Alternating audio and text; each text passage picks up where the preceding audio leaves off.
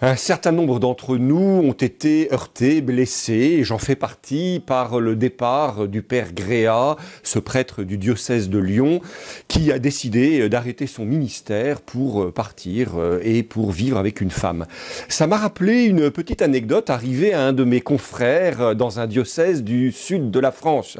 Il allait pour donner son sang, et après avoir donné son sang, le médecin qui l'interrogeait, voyant son col romain, lui dit d'un air un peu ennuyé: mon père, avez-vous une sexualité? Le confrère de répondre avec un bon accent du Midi: oh, docteur, une sexualité? Alors là, j'en ai une, je ne peux pas tout vous raconter. Si la question est: est-ce que j'ai eu des relations sexuelles avec une autre personne au cours des 6 derniers mois? La réponse est non.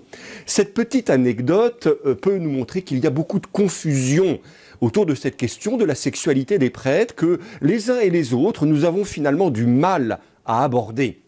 J'en veux pour preuve que quand j'étais au séminaire, et je crains que ça n'ait pas tant changé que cela, il fallait que le séminariste, et on attend que le prêtre, présente une surface totalement lisse, au risque de devenir totalement fade. Peut-être pour vous surprendre, il me semble que paradoxalement, c'est trop souvent on nie au prêtre son humanité.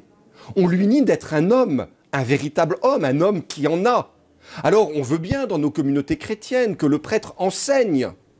On veut bien dans nos communautés chrétiennes que le prêtre dispense les sacrements. Et vous voyez là que je reprends ce qu'on appelle les munera, les charges que le droit canonique donne aux prêtres.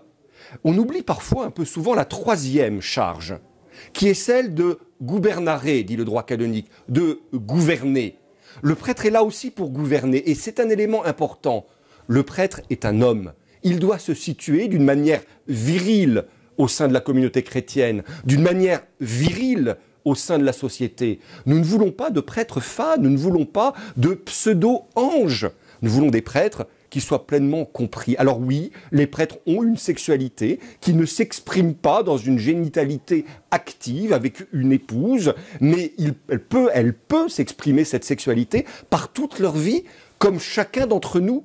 Et en particulier, c'est l'exemple que je vous donnais, le prêtre doit pouvoir gouverner la communauté chrétienne comme un père nourricier, qui va apporter la parole de Dieu, qui va apporter les sacrements comme nourriture, et qui va aussi donner une impulsion, qui va aussi conduire comme un bon pasteur, comme un père, avec toutes ces vertus qu'on attend de la virilité, le courage, la franchise, la loyauté, une certaine audace.